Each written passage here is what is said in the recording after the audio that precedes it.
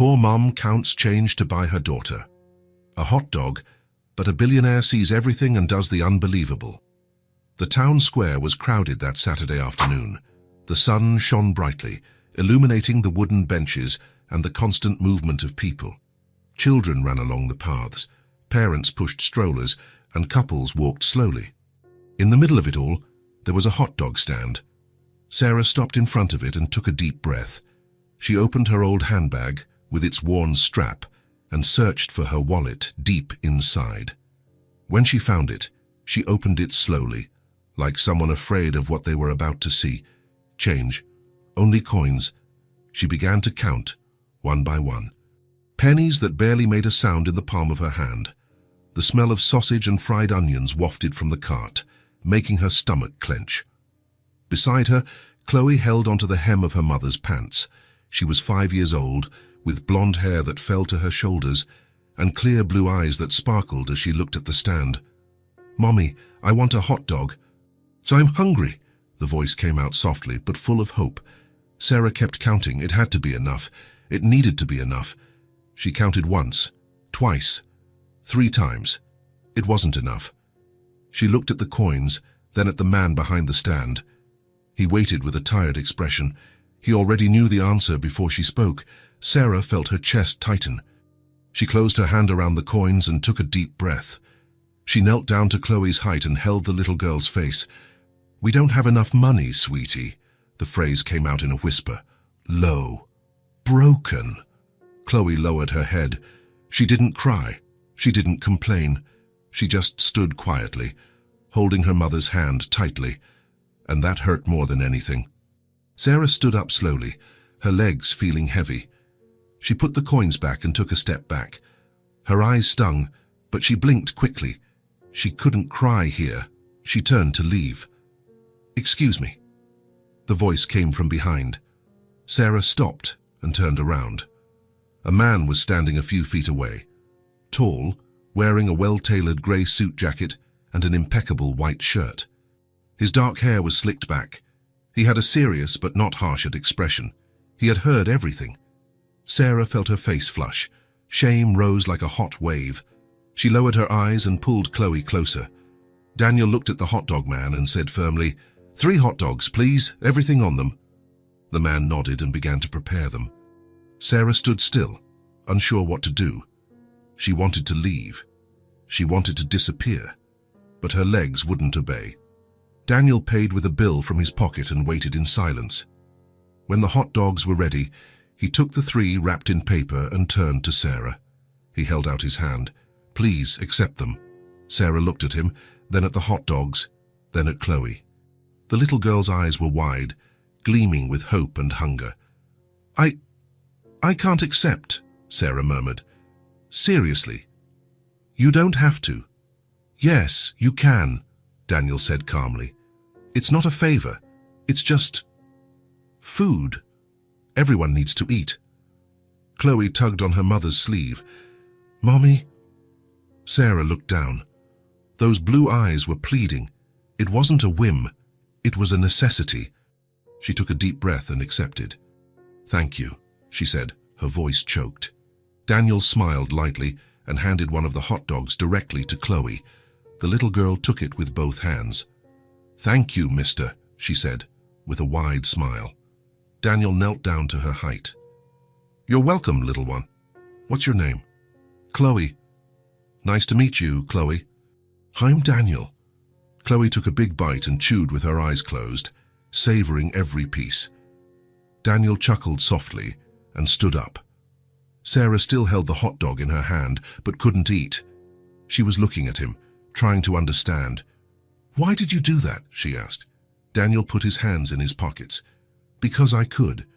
And because, well, no one should go hungry." He spoke in a simple way, natural. Sarah felt a tear slide down, but wiped it away quickly. She didn't want to cry there. "Thank you, really. I'll manage to pay you back, someday." "You don't need to," Daniel said, shaking his head. "Seriously, it's not a debt." They stood in silence for a few seconds. The noise of the square continued all around, but there, in that space between the two, it seemed like time had stopped. Chloe tugged on Sarah's hand. "Mommy, Eat yours. It's good. Sarah smiled for the first time and took a bite. It was good. Simple, but good. Daniel looked at the two of them and felt something strange in his chest, something he couldn't explain. It was as if this encounter was important, more than it seemed. "Do you live nearby?" he asked. Sarah hesitated. "A few blocks away, in the South End." Daniel nodded. "I work downtown. I'm a lawyer." Sarah looked at his suit jacket, at the watch on his wrist. She felt the enormous difference between their two worlds, his organized and secure, hers falling apart. "It must be nice to have a profession like that," she said without looking directly at him. "It has its days," Daniel replied with a half smile, "but not everything is as it seems." There was something in his voice, an honesty that Sarah hadn't expected. Chloe finished her hot dog and wiped her mouth with the back of her hand. Sarah laughed softly and cleaned the last bit of mustard with her thumb. "Mommy, can I go play over there?" She pointed to the playground across the square. Sarah looked and nodded. "Stay where I can see you, okay?" "Okay." Chloe ran off, light as the wind, her blonde hair bouncing. Sarah watched her with love and exhaustion. She was all she had. Daniel stood beside her, also watching. "She's beautiful," he said. "She is. She's all I have," Sarah replied, in a low voice. Daniel felt the weight of that phrase. There was something there, something deep. Are you okay?" he asked carefully. Sarah gave a tired smile. "I'm trying to be." It wasn't a lie, nor the complete truth.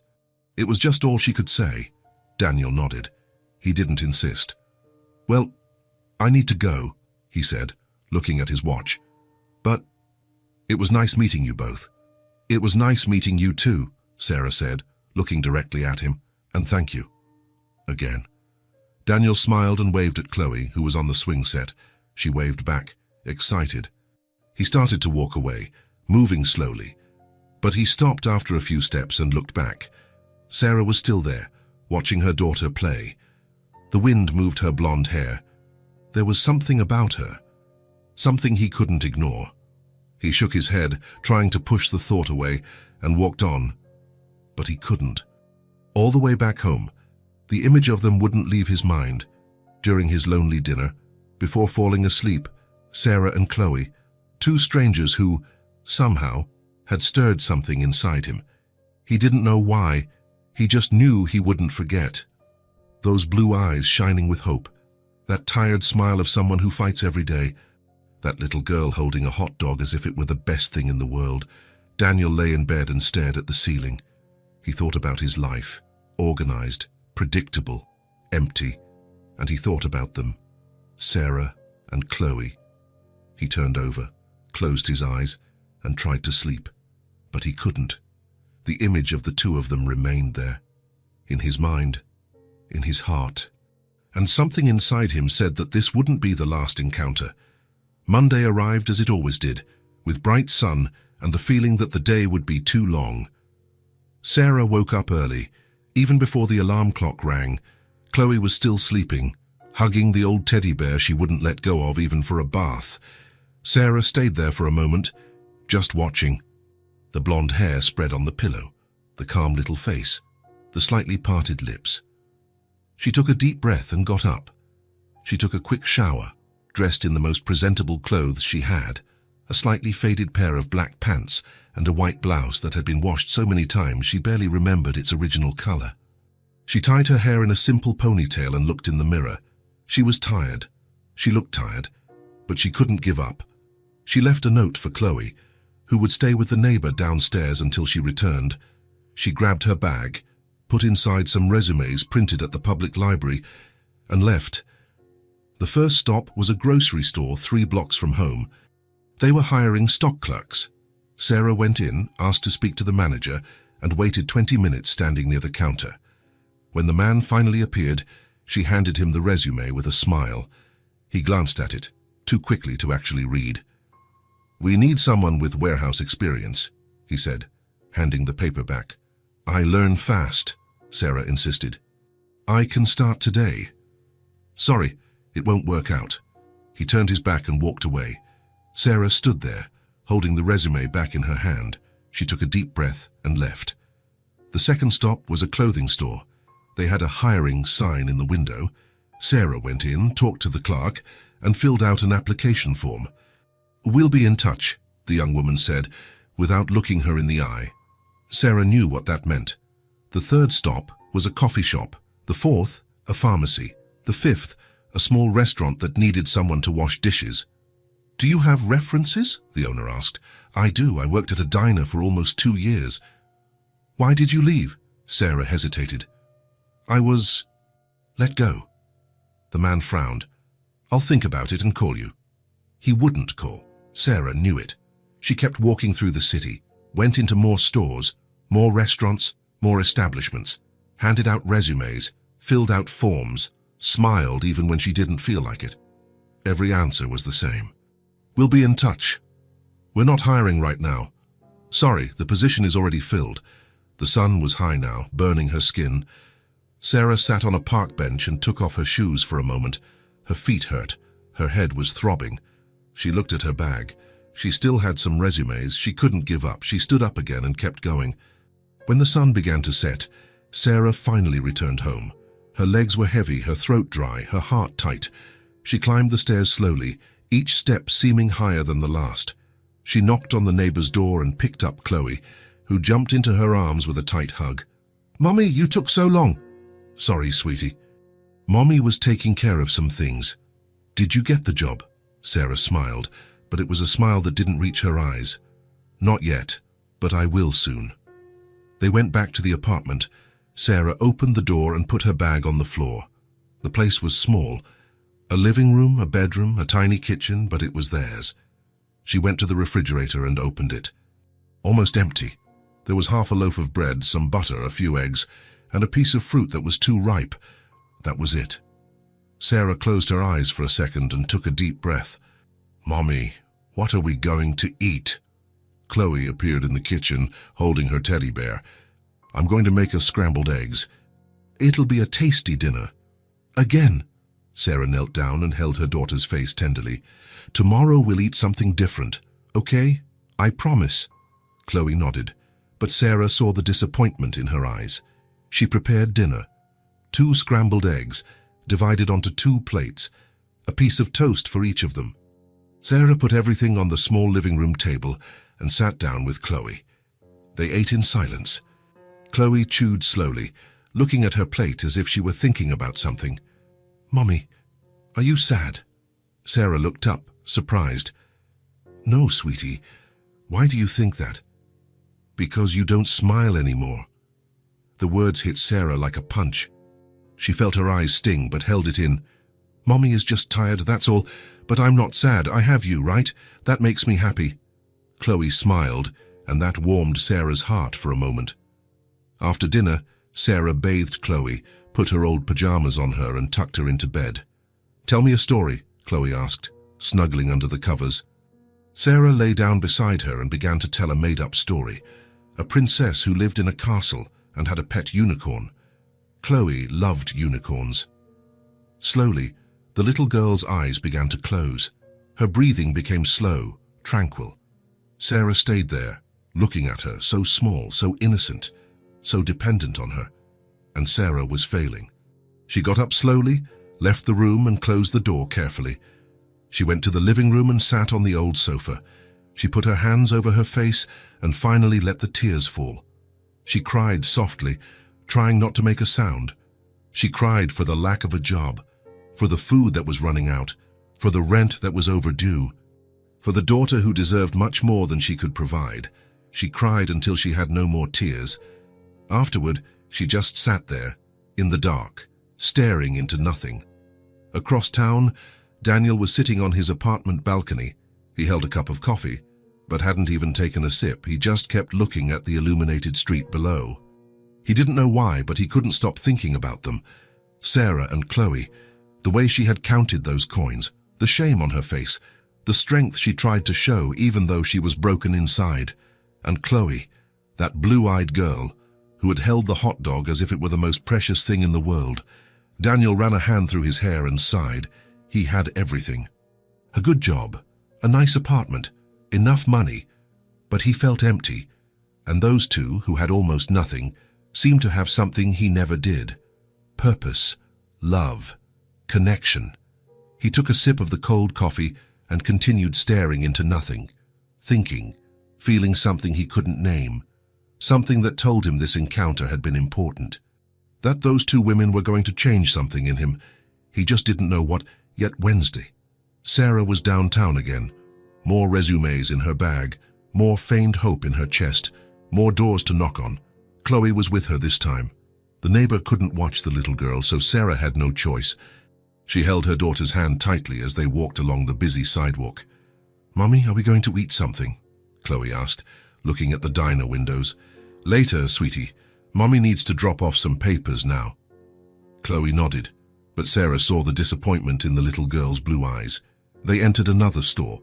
Sarah handed over the resume. The answer was the same as always. "We'll be in touch." They left and continued walking. The sun was strong, and Sarah felt the fatigue climbing up her legs. She stopped for a moment near a fountain in the main square and sat on the edge. "Rest a little bit here with me," she said to Chloe. The little girl sat beside her, swinging her legs. Sarah looked around. So many people, so much life happening, and she was here, just trying to survive. That's when she saw him, Daniel. He was on the other side of the square, walking with a briefcase under his arm. He wore a navy blue suit, impeccable as always. His dark hair shone under the sun. Sarah felt her heart skip a beat. She didn't know if it was relief, shame, or something she couldn't name. He hadn't seen her yet. Sarah thought about getting up and leaving before he noticed her. She didn't want to look desperate. She didn't want him to think she was waiting for him. But it was too late. Daniel looked in their direction and stopped. For a second, he just stood there, watching. Then, a small smile appeared on his face. He changed direction and began to walk toward them. "Sarah," he said, arriving nearby. She stood up, trying to look more confident than she felt. "Hi, Daniel." "Hi," Chloe said, with a huge smile. "You're the hot dog, mister." Daniel laughed and knelt down to her height. "That's me. And you're Chloe, right? The girl who eats hot dogs with her eyes closed." Chloe laughed, shaking her head. "It's because it was so yummy." Daniel stood up and looked at Sarah. She looked tired, more so than the other day. Her eyes had a shadow that hadn't been there before. "Are you two okay?" he asked. Sarah hesitated but nodded.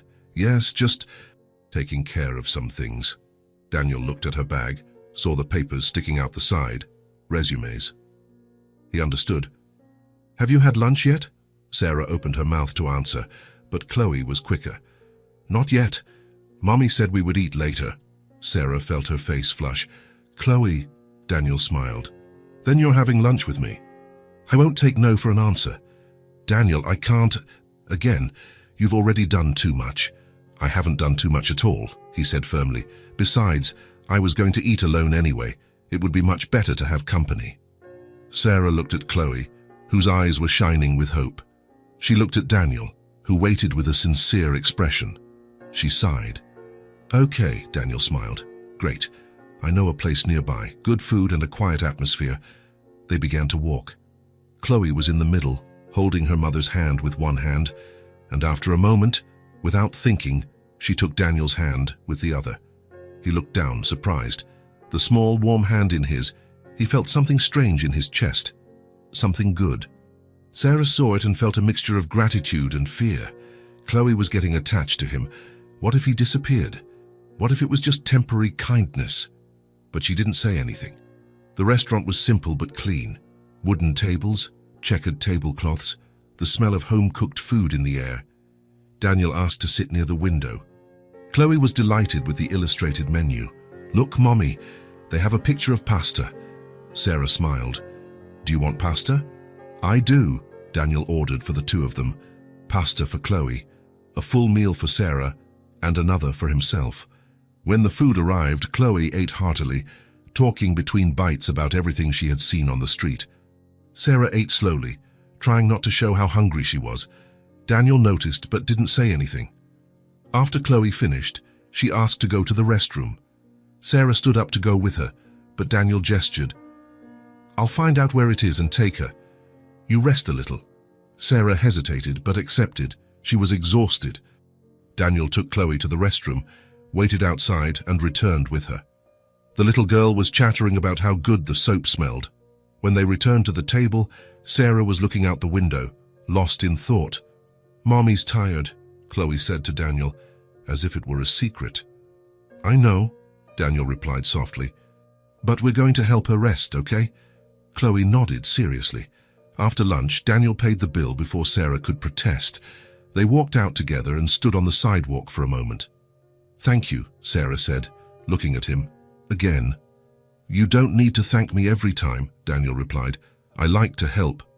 There was silence. Sarah wanted to say something but didn't know what. Daniel took a deep breath. "Sarah, I know we barely know each other, but can I ask you something?" She nodded. "It's very hard, isn't it?" Sarah felt her eyes sting. She bit her lip and looked away. It's really hard.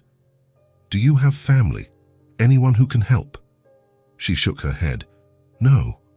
It's just me and Chloe." Daniel felt his chest tighten. He looked at the little girl who was playing with a pebble on the ground, oblivious to the conversation. "And her father?" "He's not part of her life, never has been." Sarah's voice was firm, but there was pain there. Old pain. Daniel nodded. He didn't insist. "Look, I don't know how, but I'm going to find a way to help you both." Sarah looked up, surprised. "Daniel." "No, wait. I know you don't know me well. I know this seems strange, but I can't just forget and move on. You two. I can't explain it, but I want to help. Truly." Sarah felt the tears coming. She blinked quickly, trying to hold them back. "Why are you doing this?" Daniel shrugged. "Because I can. And because maybe I need this just as much as you do." There was something in his voice, something vulnerable. Sarah didn't know what to say. Daniel looked at his watch. "Do you live far from here?" "About 40 minutes on foot. Let me drive you." "Daniel, you don't need to." "I know, but I want to." Sarah looked at Chloe. The little girl was tired. She herself was exhausted. "Okay." They walked to the parking lot. Daniel opened the back car door for Chloe, who climbed in excitedly. Sarah got in the front. The ride was quiet. Chloe dozed off in the back seat. Daniel drove carefully, without rushing. "What do you work as?" he asked. "I used to work at a diner. I was let go a few weeks ago." "And you've been looking since then?" "Every day." Daniel gripped the steering wheel. "You'll get there. I'm sure of it." Sarah looked at him. She wanted to believe it. When they reached her building, Daniel parked and turned off the car. "Is this it?" "It is." He looked at the building. Old, needing paint. But it was their home. Sarah woke Chloe carefully and got out. Daniel got out too. "Thank you for everything," Sarah said. "You're welcome." Chloe came closer and hugged Daniel's leg. "Bye, mister. You're nice." Daniel laughed and ran a hand through her hair. "Bye, Chloe. You're nice too." Sarah took her daughter's hand and began to climb the steps. Daniel stood still, watching. "Sarah!" he called. She turned around. "I'll be back, okay? I'm going to find a way to help you both." Sarah didn't answer. She just nodded, her eyes shining. She walked up with Chloe and went into the building. Daniel stood there for another minute, looking at the closed door. Then he went back to his car. But he knew that this wouldn't be the last time. He was going to come back, and he was going to keep his promise. Saturday morning. Sarah was in the kitchen, looking at the open refrigerator, almost empty again. There was a piece of cheese left, 2 eggs, and half a loaf of bread. It had to last until Monday. She closed the door and leaned her forehead against the cold metal. She took a deep breath, trying to push away the tightness in her chest. The electricity bill had arrived. The rent was overdue, and she still hadn't managed to get a job. "Mommy, what are we going to do today?" Chloe appeared in the kitchen, barefoot, with wrinkled pajamas and her teddy bear under her arm. Sarah turned around and smiled, hiding her worry. "I don't know yet, sweetie. What do you want to do?" "Can we draw?" "Of course. I'll get the colored pencils." They sat on the living room floor, and Sarah spread out the sheets of paper she still had. Chloe began to draw a house with a huge garden full of colorful flowers. Sarah drew beside her, but her mind was elsewhere. How was she going to pay the rent? How was she going to buy food? The interviews led to nothing. Days went by, and she felt like she was losing the fight. Each morning was harder than the last. That's when there was a knock at the door. Sarah stood up, frowning. She wasn't expecting anyone. She never expected anyone. She wiped her hands on her pants and went to the door. She opened it slowly and stopped. Daniel was there, holding a large wicker basket in his hands. He was dressed more casually than the other times. Dark jeans, a white shirt with the sleeves rolled up to the elbows, sneakers. His hair was still neat, but there was something different about him.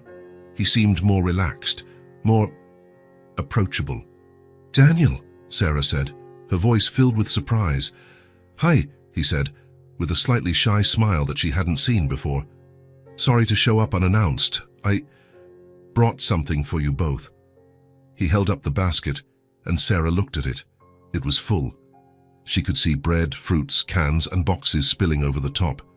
She felt her throat tighten immediately. "Daniel, I can't accept this." "Yes, you can," he said with gentle firmness. "And you will accept it, because I already bought everything, and if you don't take it, it will spoil, and that would be a waste." Before Sarah could answer, Chloe appeared behind her, curious. "Hi, Daniel." "Hi, Chloe," he said, kneeling down a little to be at her height. "How are you?" "Good, we were drawing." "Really, that's great, and look, I brought some things for you." "What's in there?" "Should we take a look?" He looked at Sarah, waiting for permission. Sarah hesitated. Part of her wanted to refuse. She wanted to maintain her dignity. But another part, the part that was tired of seeing her daughter hungry, knew she couldn't say no. She took a step aside. "Come in." Daniel entered the small apartment and placed the basket on the living room table. Chloe immediately ran to it, her eyes shining with curiosity. "You can open it," Daniel said, smiling at her. Chloe began to take things out, one by one, carefully, as if each item were a treasure. "Mommy, there's bread, there are apples, there's—" She picked up a package of cream-filled cookies and shouted with joy. "There are even cookies. Mommy, look, chocolate cookies." Sarah put her hand to her mouth. She felt her eyes fill with tears she couldn't hold back.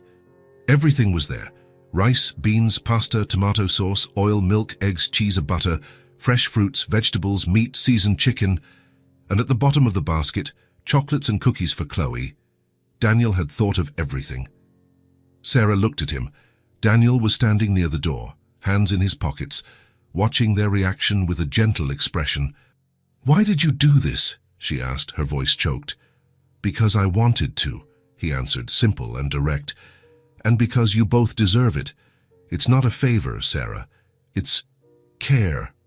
A tear rolled down Sarah's face. She wiped it away quickly, but others followed.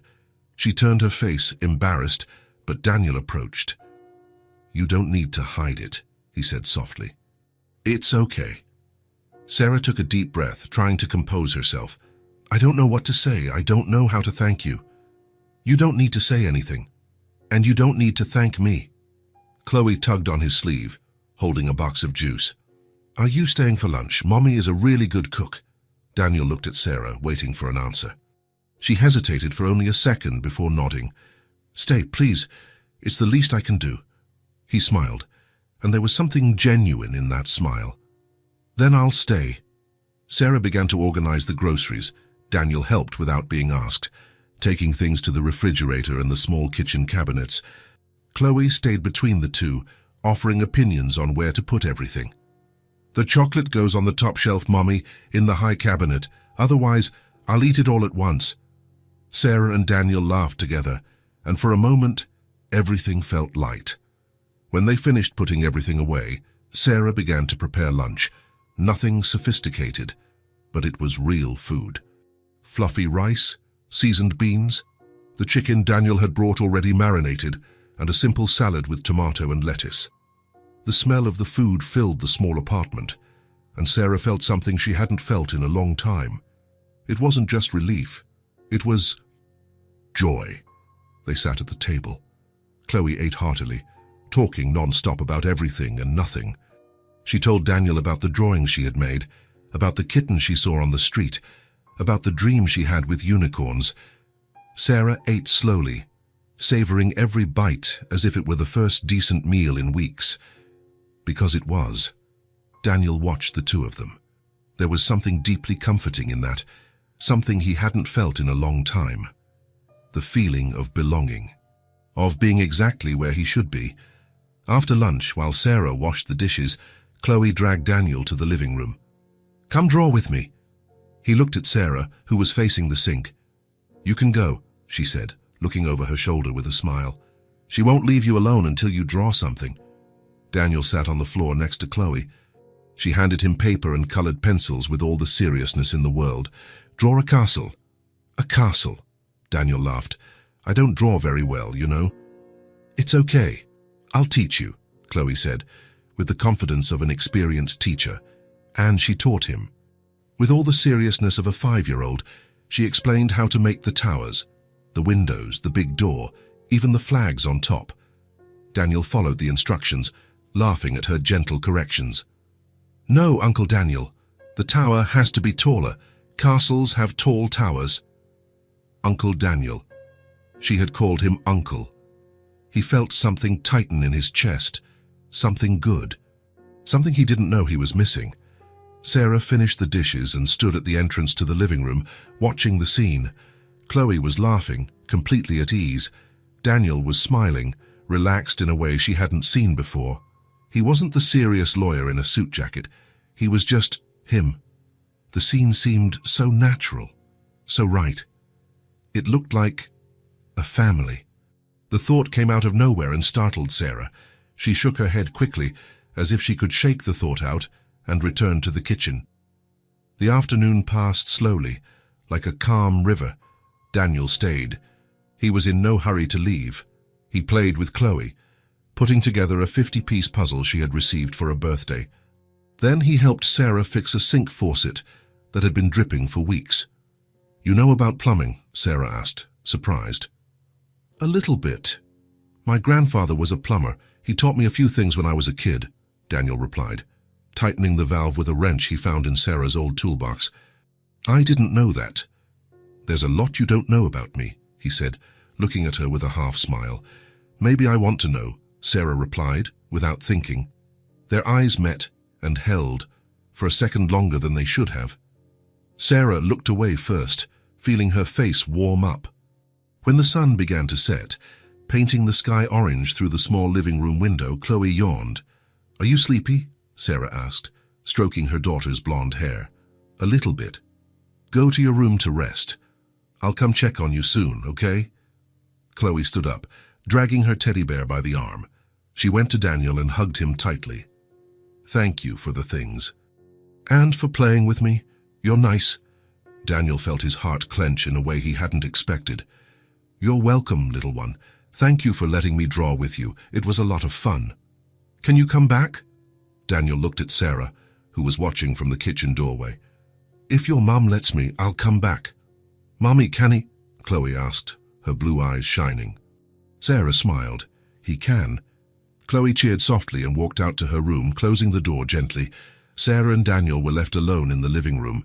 Silence fell, but it wasn't uncomfortable. It was tranquil, natural. Sarah sat on the old sofa, pulling her legs up under her. Daniel sat down beside her, leaving a respectful space between them. "Thank you," Sarah said, looking at her hands in her lap, "for everything, for the food, for staying, for playing with her, for caring." "You don't have to thank me," Daniel replied sincerely. "I want to be here." "But why?" she asked, turning her body to face him. "We barely know each other. You have your life, your job, your things. Why are you doing this for us?" Daniel was silent for a moment, thinking about the right answer, but he realized he didn't need the right answer. He needed honesty. Because, I don't know how to explain it well. Since that day in the square, I can't stop thinking about the two of you, and I wondered why it affected me so much. I think it's because my life is empty, Sarah. He looked at her. I have everything I'm supposed to want. A good job, enough money, A nice apartment, a car, but there's no purpose. There's no true connection. It's just work, home, sleep, wake up, work again. A cycle that means nothing. He took a deep breath. And when I saw the two of you that day, I saw something real. Something that matters. You fighting for your daughter, Chloe loving you even though you had nothing. You have something I never had, and I wanted to be a part of it. Even if just a little bit. Sarah felt her eyes sting again. She hadn't expected this honesty, this vulnerability. You don't know how much that means to me, she said, her voice breaking. I was close to giving up. On everything. On looking for a job, on trying, on living. I was just surviving, and barely. Daniel moved a little closer.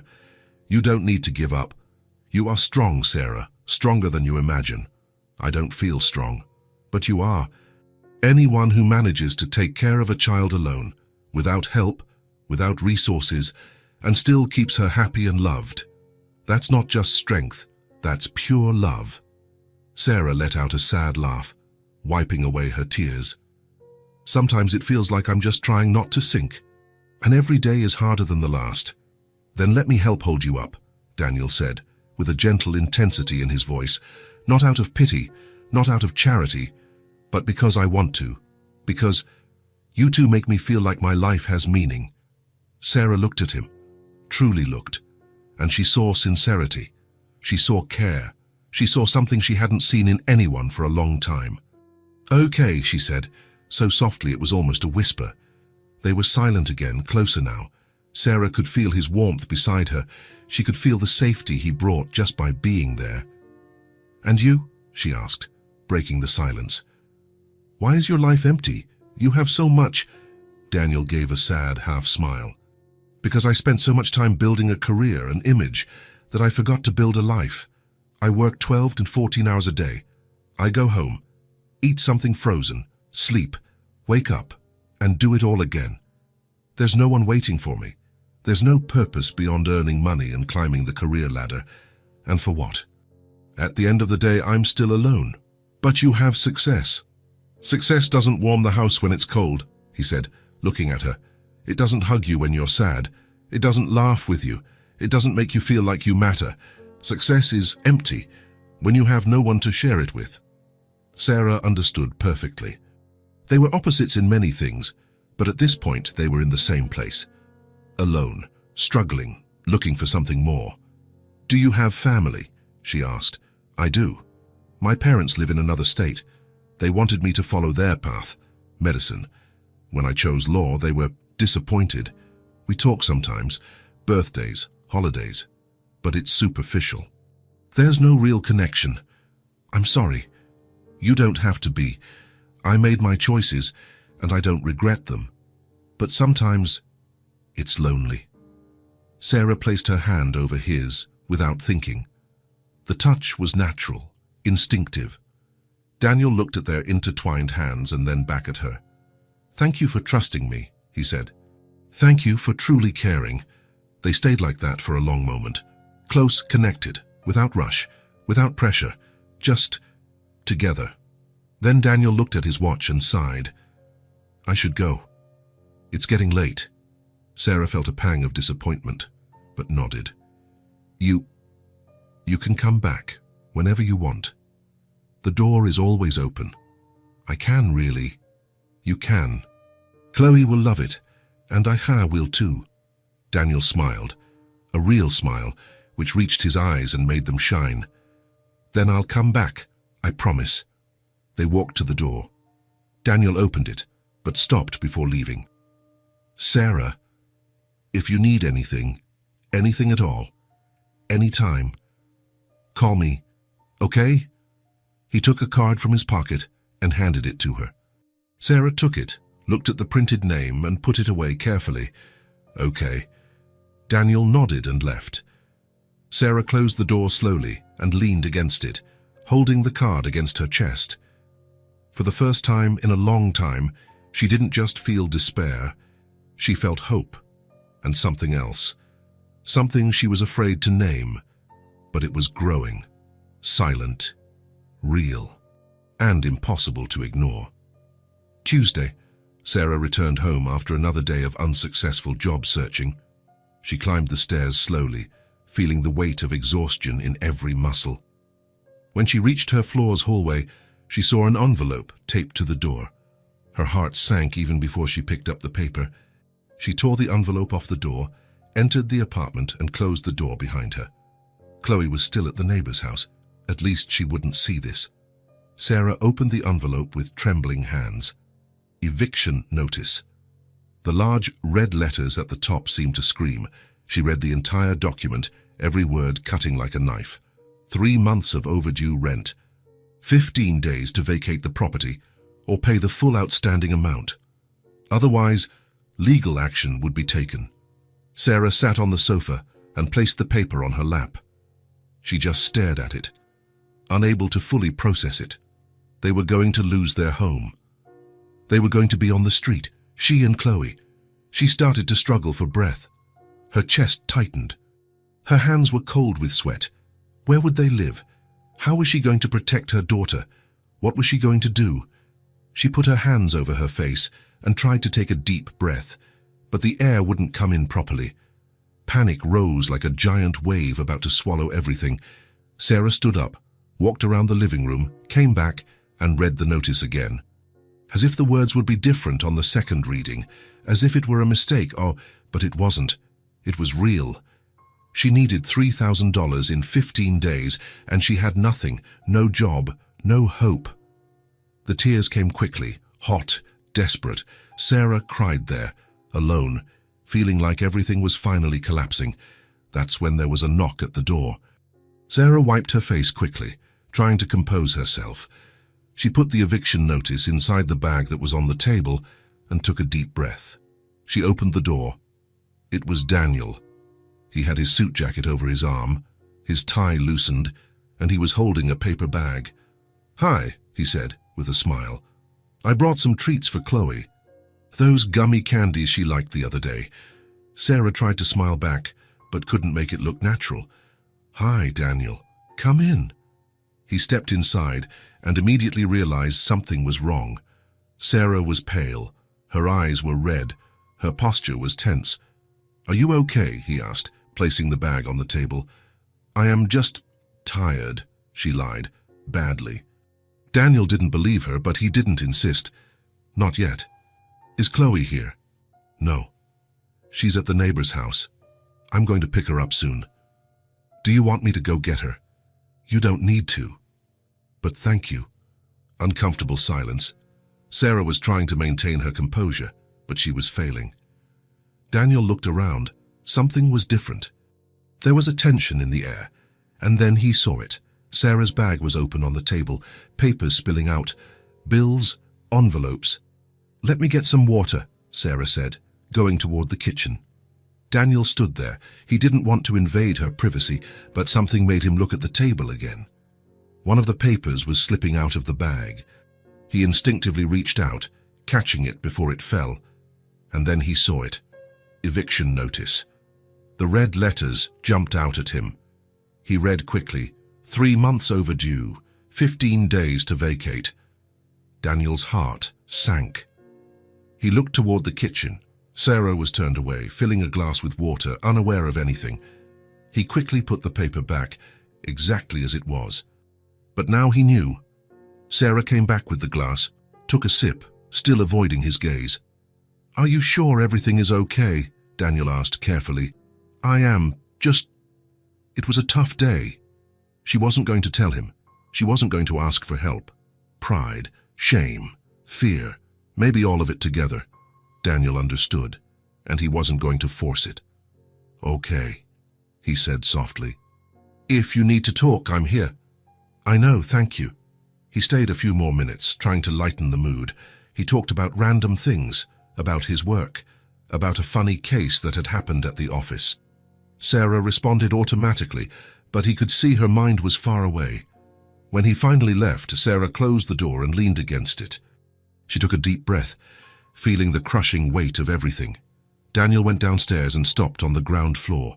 He stood there for a moment, thinking, eviction notice, 3 months overdue, 15 days. Sarah and Chloe were going to be on the street, No, he wasn't going to let that happen. Daniel pulled out his cell phone and dialed a number. Hello, Marcus? It's me. I need you to do me a favor, urgent. The next morning, Sarah woke up with a heavy body. She had slept poorly, nightmares of Chloe crying, of suitcases being thrown into the street, of police knocking on the door. She made a weak coffee and sat at the table. The eviction notice was there, staring at her. She had read it about 10 times during the night. 15 days. What was she going to do? That's when there was a knock at the door. Sarah frowned. Too early for visitors. She got up and opened it. Daniel.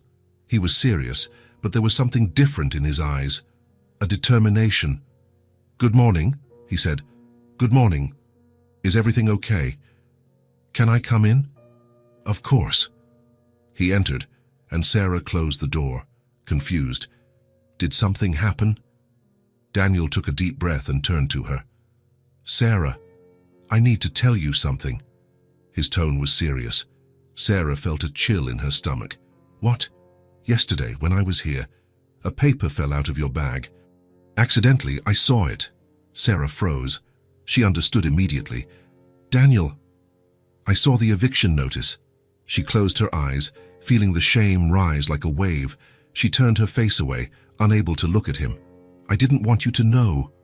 I know, but now I know, and I can't pretend I didn't see it. Sarah felt the tears coming. I'm going to solve this.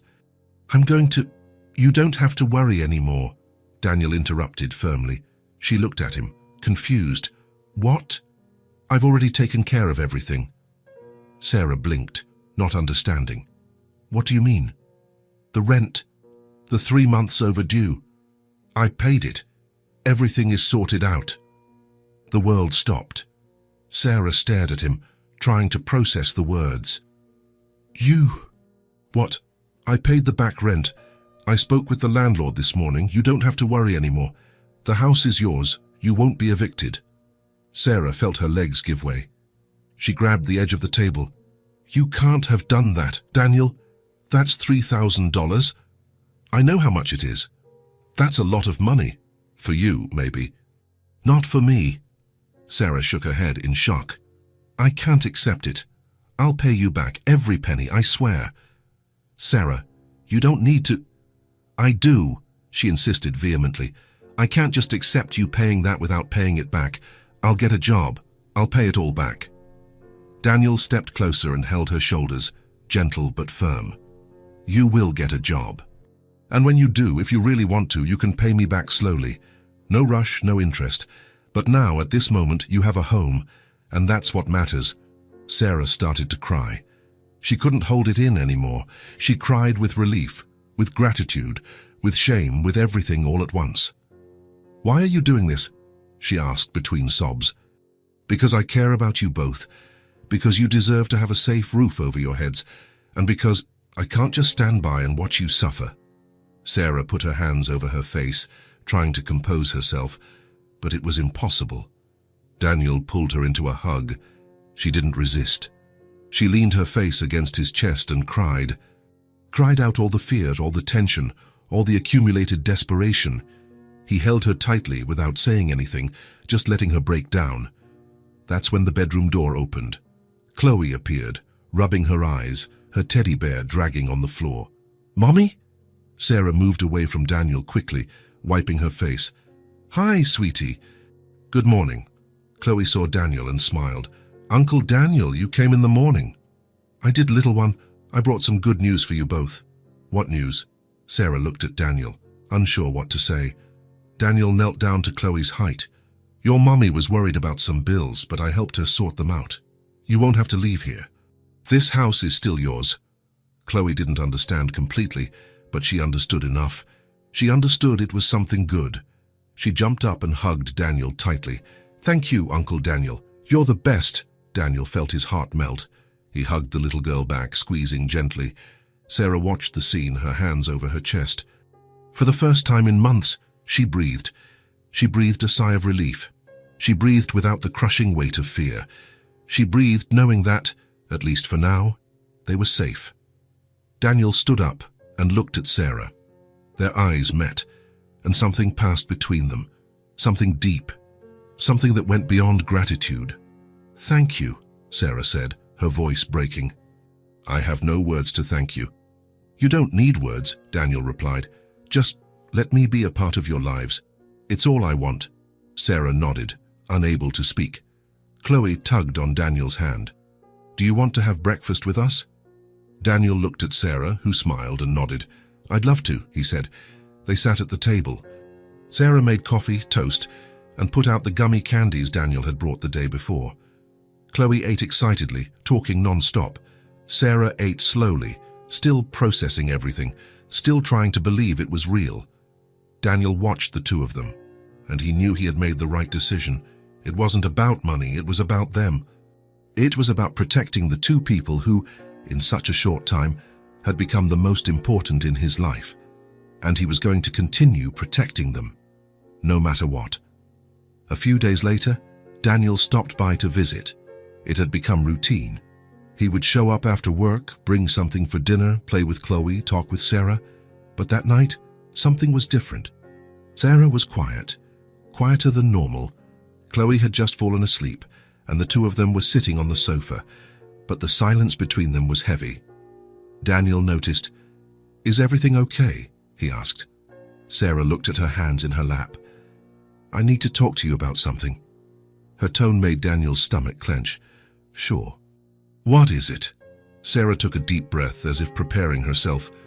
"Daniel, I'm very grateful for everything you've done, for the food, for the rent, for being here with us.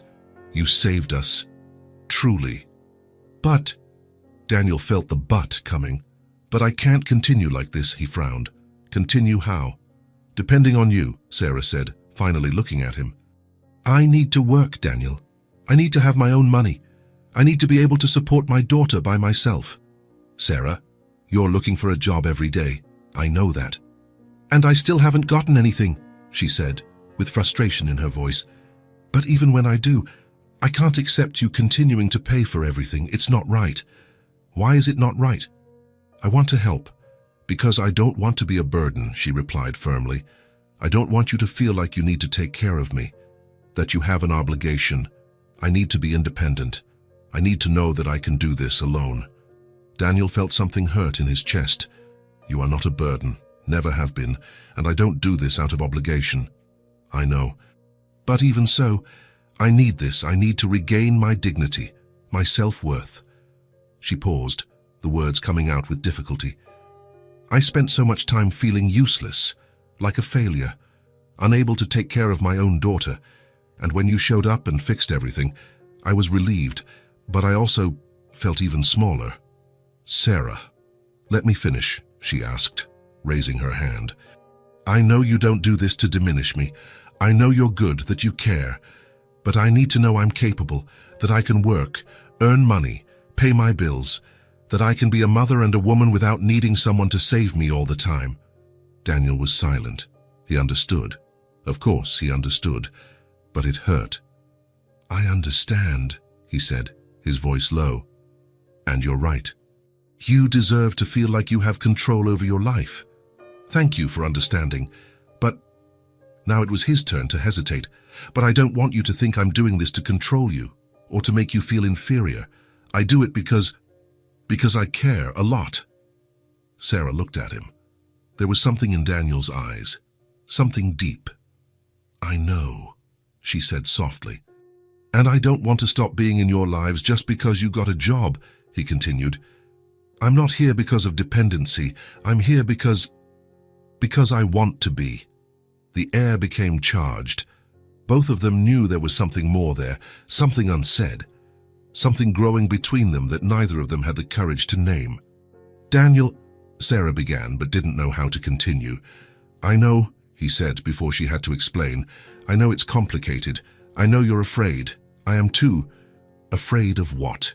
He looked at her, straight into her eyes. "Of getting too attached. Of you realizing you don't want this. Of Chloe getting used to me and me having to leave. Of feeling things that maybe you don't feel." Sarah felt her heart race. He had put into words exactly what she was feeling. "I'm also afraid," she confessed, "of getting used to you. Of letting Chloe get attached. of depending on you emotionally and you realizing that this isn't what you want, that we are just a project for you. A good deed. You are not a project, Daniel said vehemently. You are the most important people in my life right now, and that scares me because it happened so fast. But it's real. I know it is. Sarah felt her eyes sting. Daniel, I can't allow myself to feel what I'm starting to feel if it's not going to last. And what are you starting to feel? She looked away.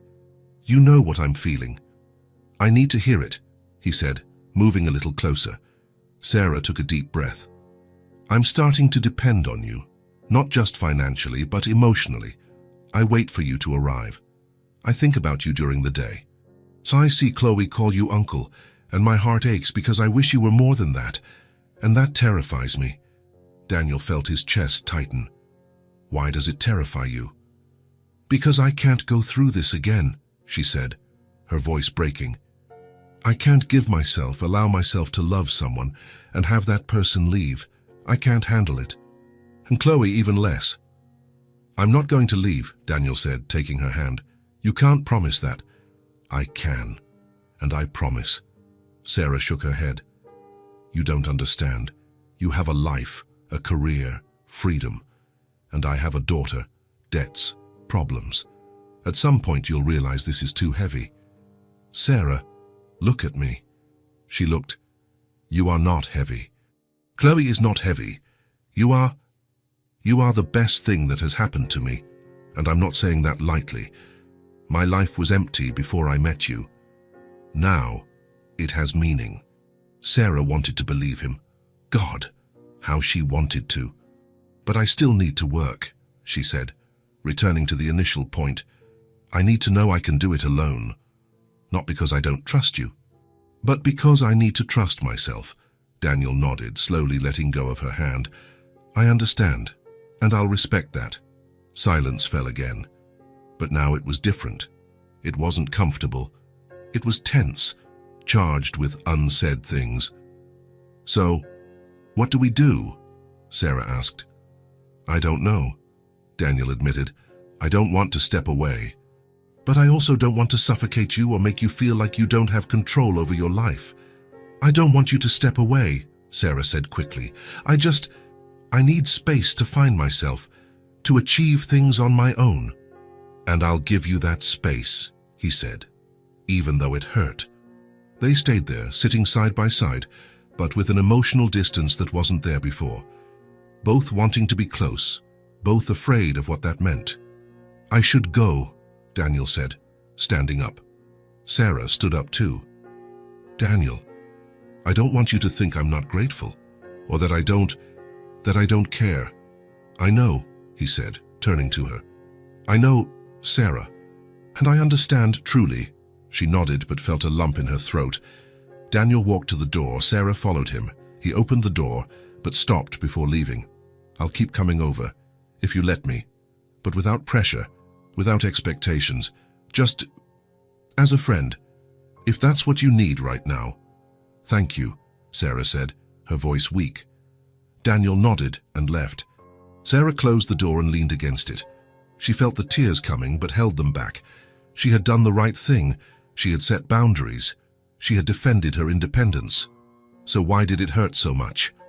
On the other side of the door, Daniel walked down the stairs slowly. He got into his car and sat there without starting the engine. He understood Sarah perfectly. But it hurt. It hurt to want to be close to someone and know he needed to pull back. It hurt to start loving someone and have to hide it, because he knew now.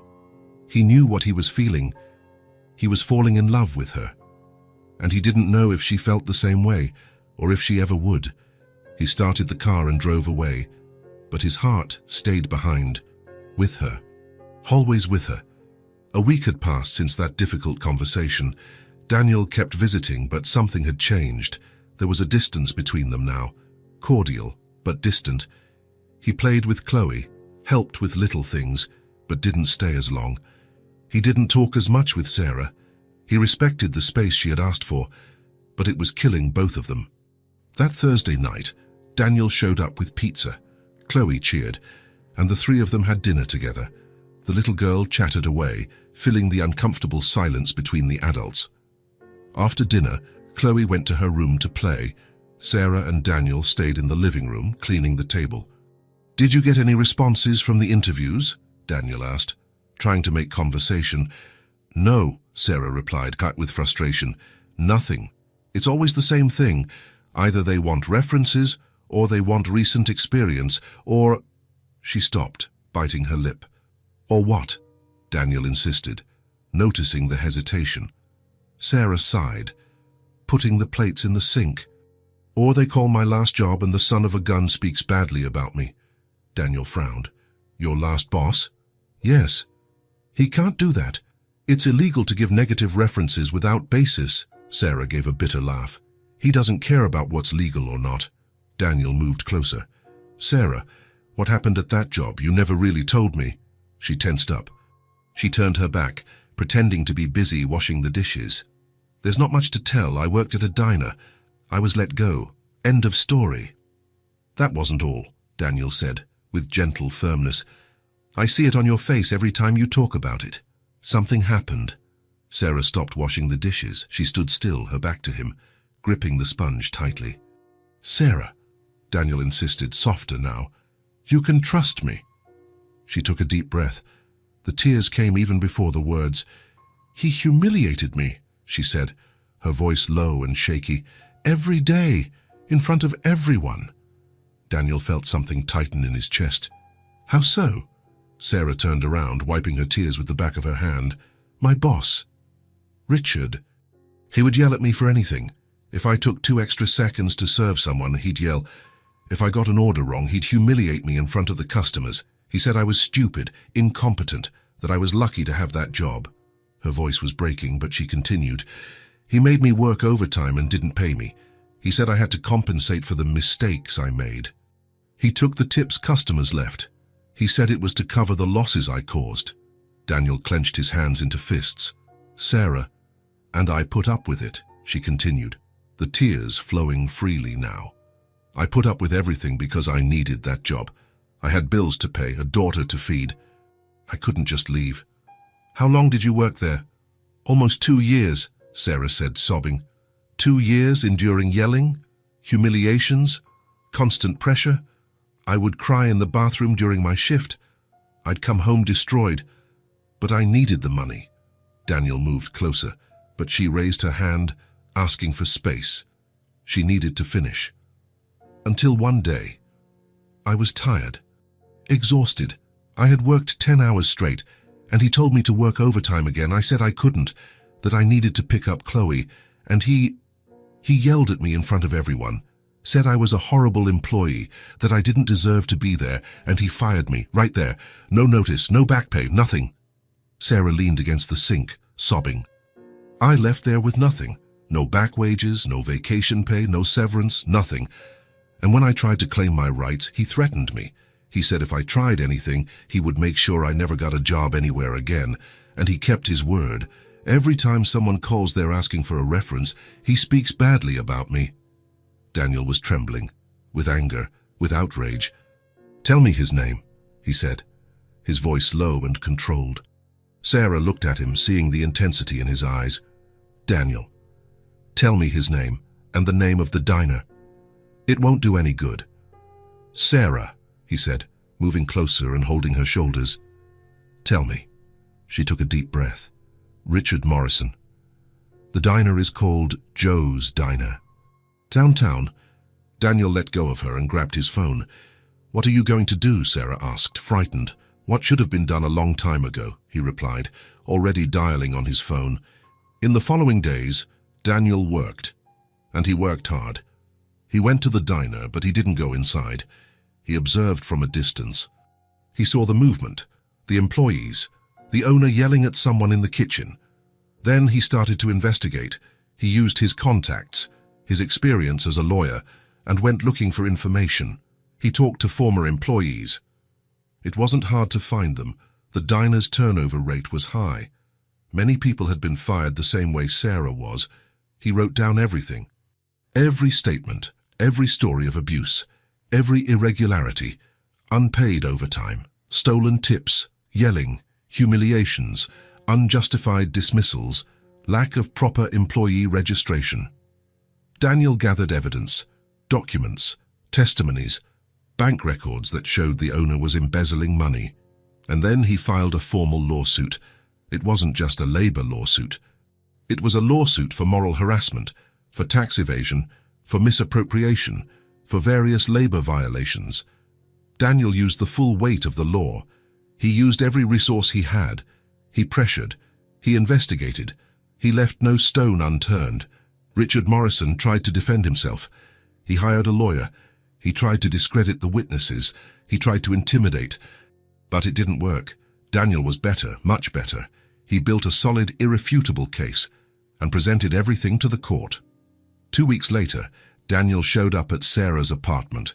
It was late afternoon. Chloe was playing in the bedroom. Sarah opened the door and was surprised to see him there with a folder of documents in his hand.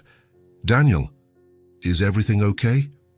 "Can I come in?" he asked, man, with a half-smile. "Of course." He entered and placed the folder on the table. "I need to show you something." Sarah approached, curious and apprehensive. Daniel opened the folder and took out several documents. "Over the last 2 weeks, I investigated your former boss and his diner." Sarah's eyes widened. "You?" "What?" "I talked to former employees. I gathered evidence of all the irregularities, unpaid overtime, stolen tips, moral harassment, illegal dismissals, and I filed a formal lawsuit against him." Sarah covered her mouth with her hands. "Daniel, you didn't have to—" "Yes, I did," he interrupted firmly. "He humiliated you. He exploited you. He took everything from you and got away with it. That couldn't continue." He picked up one of the documents and showed it to her. "The court analyzed the case, and the decision came out yesterday." Sarah took the paper with trembling hands.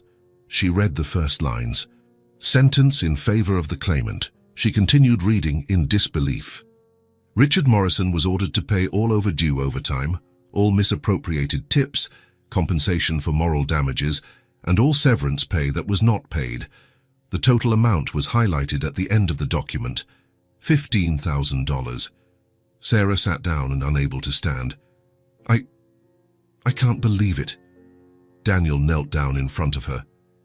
"You won, Sarah. You're going to receive everything they owe you, and more. You deserve justice, and you finally got it." Sarah started to cry, not from sadness, from relief, from shock, from gratitude. "I don't know what to say." "You don't need to say anything. How did you do this?" "I did my job," Daniel said with a smile, "and I did it with pleasure." "That man didn't deserve to get away with it." Sarah looked at him, her eyes full of tears. "Thank you. Thank you for believing in me, for fighting for me." "Always," Daniel said. Chloe came out of the bedroom at that moment, holding her teddy bear. "Mummy, why are you crying?" Sarah wiped her tears quickly and opened her arms. "Come here, sweetie." Chloe ran and jumped into her lap. Sarah hugged her tightly. "Mummy is crying because something very good happened." "What?" Sarah looked at Daniel, who smiled. "Uncle Daniel helped Mommy get some money that a bad man owed her, and now we're going to be okay." Chloe looked at Daniel. "Are you a superhero?" Daniel laughed. "No, little one. I just did what was right." Chloe let go of her mother and hugged Daniel. "Thank you for taking care of my mommy." Daniel felt his eyes sting. He hugged the little girl back, squeezing her with affection. Sarah watched the scene, her heart tight. He had done this. He had fought for her, without asking for anything in return, without expecting recognition, just because he cared. When Chloe let go of Daniel and went back to her room, Sarah stood up. Daniel stood up too. They stood there, close to each other. "I don't know how to thank you," Sarah said. "You don't need to. Seeing you relieved is enough." Sarah took a step forward and, without thinking, hugged him. Daniel was surprised for a second, but then returned the embrace. He held her tightly, feeling her warmth, her soft scent, her accelerated breathing. "Thank you," she whispered, "for everything." "I'll always be here," he replied softly. "Always." They stayed like that for a long moment, embraced, connected, and something changed. The distance that had formed between them began to shrink. Sarah realized she didn't want to fight what she was feeling anymore, and Daniel realized that she might feel the same way he did. When they separated, their eyes met and held. Neither of them said anything, but they didn't need to. Everything was there. In the look, in the silence, in the growing certainty that what they were feeling was real, and that maybe, finally, they were ready to admit it. A few days after the lawsuit victory, Sarah was at home organizing papers when Daniel showed up. It wasn't his usual visiting time. He had come straight from the office, still in his suit, his tie a little loosened. "Hi," she said, opening the door. "Is everything okay? I didn't expect you today." "It is. Can I come in? I need to talk to you about something." His tone was serious, but not worrying. Sarah felt her curiosity grow. "Of course. Come in." Chloe was drawing at the living room table. She looked up and smiled. "Uncle Daniel." "Hi, little one," he said, gently ruffling her hair. "What a beautiful drawing." "It's a unicorn with wings." "Perfect," he said, smiling. Sarah poured him water, and the two of them sat on the sofa while Chloe remained focused on her drawings. "So, what did you want to talk about?" Sarah asked. Daniel turned his body toward her, facing her. "I've been thinking a lot over the last few days. About you, about your situation, about everything that happened." Sarah tensed. "Daniel, if it's about the lawsuit money, I already told you I'll pay you back." "It's not about that," he interrupted, raising his hand. "It's not even about money. It's about a job." She frowned. "A job? Yes, you're still looking for work, right?" "Every day, but still nothing." Daniel took a deep breath. "Sarah, we work very well together. You are organized, intelligent, you learn fast, and I was thinking, you could work at my firm." Silence fell in the room. Sarah stared at him, trying to process it. "You're offering me a job?" "I am. I have an opening for an administrative assistant. The person who worked there left a few weeks ago, and we haven't filled the position yet." He leaned forward slightly. "I want you with me, Sarah, not out of pity, but because you are strong, dedicated, and you deserve a real fresh start." Sarah shook her head, confused. "Daniel, I can't accept this." "Why?" "Because it's too much. You've already done so much. The rent, the food, the lawsuit. Now you want to give me a job. This seems... "Seems what?" he asked, firm but gentle. "It seems like charity." Daniel took her hand. "This is not charity. It's a real position, with a real salary and real responsibilities. I'm not doing this because you need it. I'm doing this because the firm needs someone competent. And I trust you." Sarah felt her eyes sting. "But I don't have experience with law." "So what? You'll learn. It's organizing documents, scheduling, answering phones. Nothing you can't do. I'll teach you everything." He squeezed her hand. "I trust you, Sarah, and I want you to trust me. Not as someone who is saving you, but as someone who wants to see you grow, who wants to see you truly independent." The tears began to roll down her face. "What if I'm not good at it?" "You will be, I know you will." Sarah looked at Chloe, who continued drawing, and then looked back at Daniel. "What about Chloe? Who will take care of her?" "We'll adjust the hours. You work from 9 to 3. When she gets out of school, you pick her up." "There are solutions, Sarah. We'll figure it out together." She took a deep breath, feeling the weight of the decision. "Are you sure? Are you sure you won't regret it?" "Absolutely." Sarah closed her eyes for a moment. All the closed doors, all the rejections, all the despair. And now, finally, a door opening. "Okay," she said, opening her eyes. "I accept." Daniel's face lit up. "Seriously, seriously, I accept the job." He smiled, genuine and relieved. "You won't regret it, I promise." "When do I start?" "Monday. If you can." Sarah laughed, through tears. "I can." Chloe looked up at them at that moment. "Mommy, why are you crying?" Sarah wiped her tears and opened her arms. "Come here, sweetie." Chloe dropped the pencil and ran into her lap. "Mommy got a job," Sarah said, her voice emotional. Chloe's blue eyes widened. Really? Really? At Uncle Daniel's office? Chloe screamed with joy and jumped up to hug Daniel. We're going to work together, Daniel laughed, hugging the little girl. Your mom is going to work with me, yes. This is the best day, Chloe cheered. Sarah watched the scene, her heart warm. For the first time in a long time, she felt that things were working out, that there was a future, that there was hope. On Monday, Sarah woke up with her stomach churning. Nerves. She spent more time than usual choosing her outfit. She wanted to look professional. She chose simple black pants and a white blouse. She tied her hair in a low bun. She looked in the mirror. You can do this, she told herself.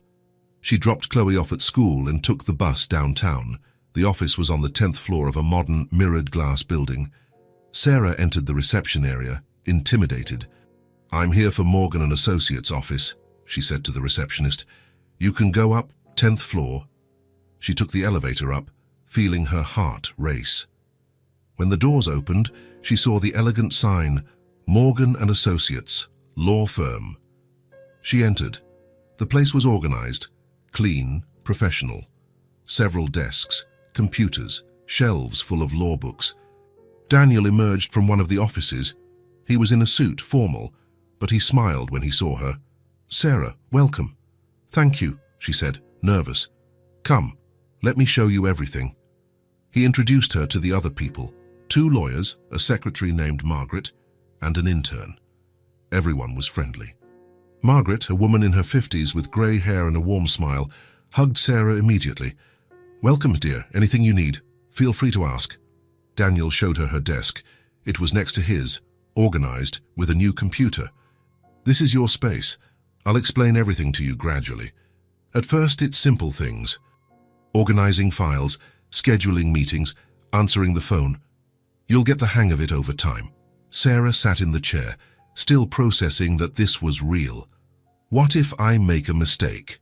You will make mistakes, Daniel said, smiling. Everyone makes mistakes at first, but you learn and you improve. I'll help you. The first few days were challenging. Sarah made mistakes. She filed documents incorrectly.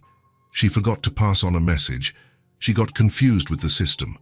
But Daniel was patient. He explained again. He taught calmly.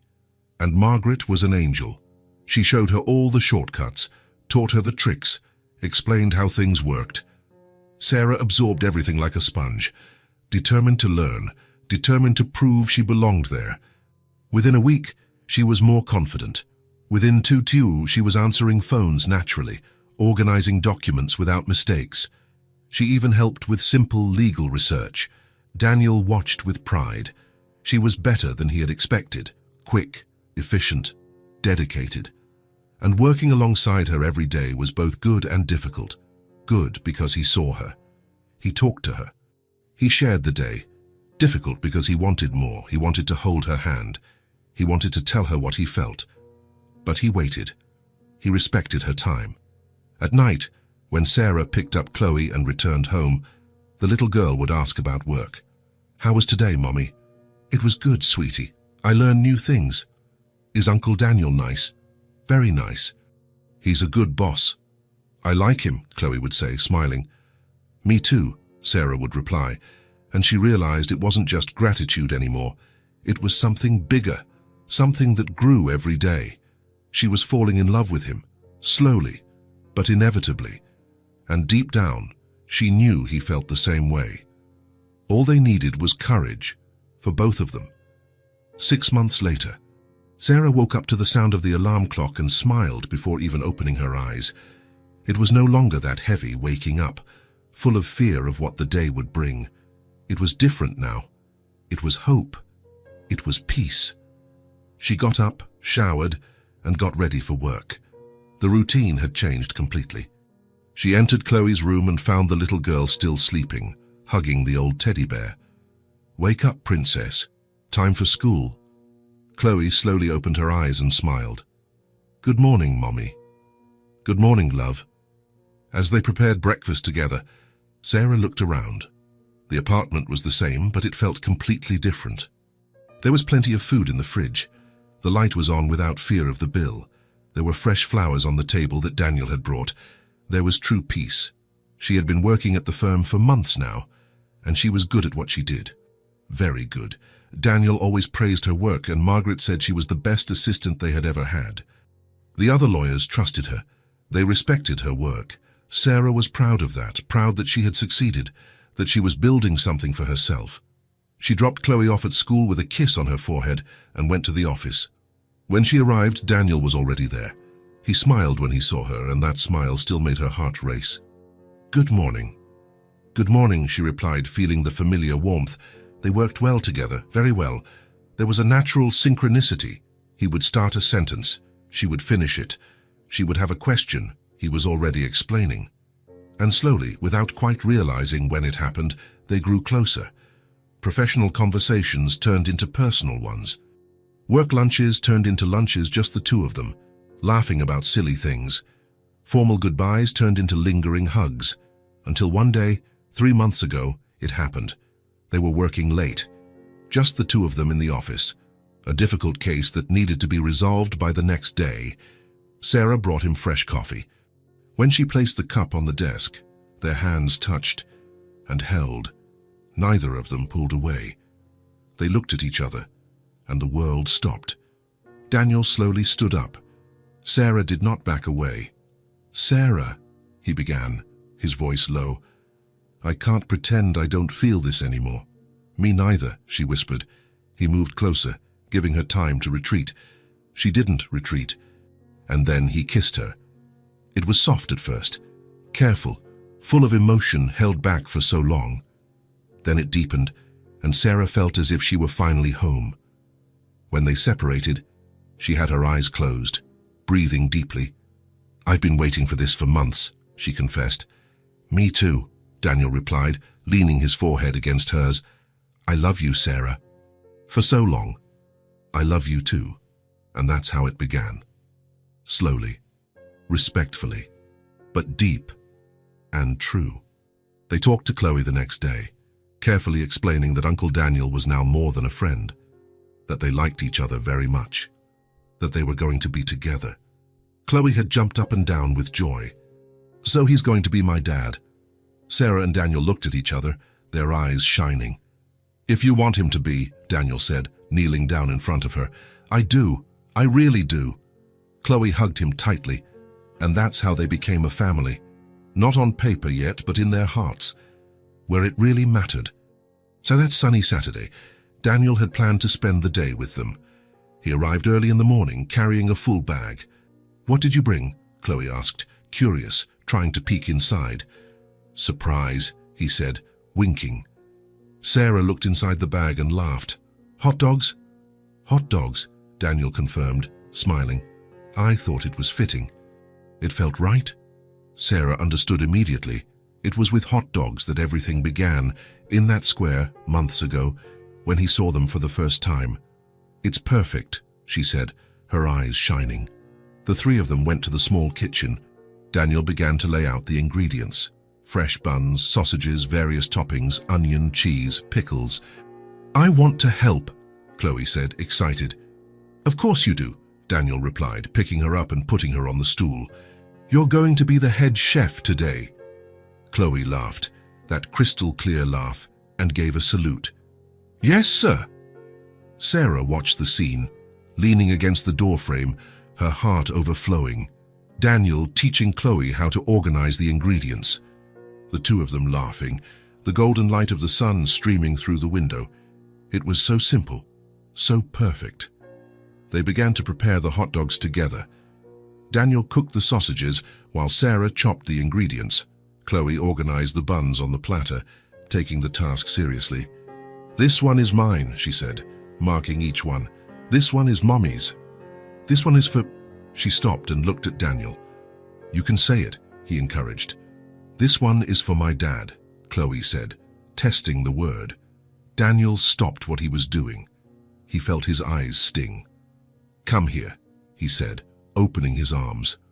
Chloe jumped off the stool and ran to him. Daniel picked her up and hugged her tightly. "I love you, little one. So much."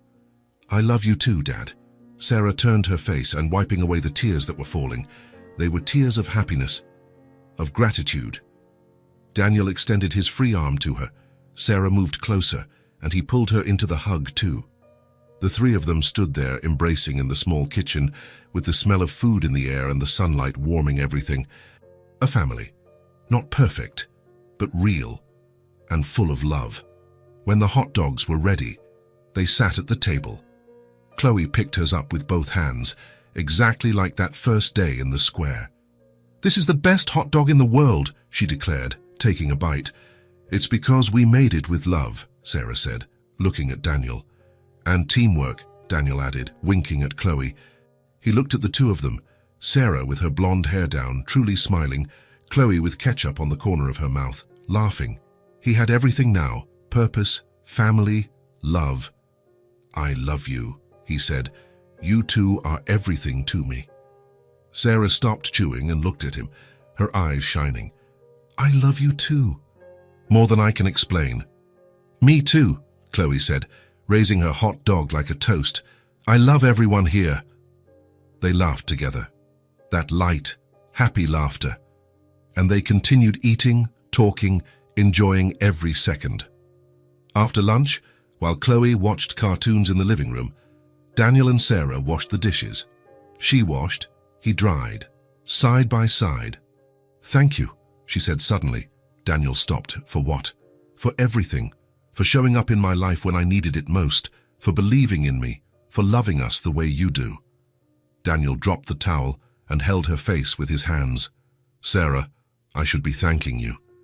You two gave me something I didn't even know I was missing. A family. A home. A reason to wake up happy. You saved me just as much as I saved you, maybe even more." Sarah smiled through her tears. "We saved each other. Together." He kissed her. Soft, lingering, full of love and promises. When they separated, Chloe appeared at the doorway, smiling. "You guys are kissing again." "I am," Daniel said, picking her up and spinning her around. "And you'll have to get used to it, because I'm not stopping." Chloe screamed with joy as he spun her. Sarah laughed, watching. Daniel stopped spinning and hugged them both at the same time. Sarah leaned her head on his shoulder. Chloe nestled between the two of them. "We're a real family now, aren't we?" Chloe asked, her voice small but full of certainty. "We are," Daniel replied, kissing the top of her head. "The truest family there is." Sarah closed her eyes, feeling the moment, feeling the complete happiness. Everything had started with a hot dog, with a kind stranger who cared, with a simple act of goodness that changed everything, and now they were a whole family. Daniel squeezed the two of them against his chest, feeling his heart full.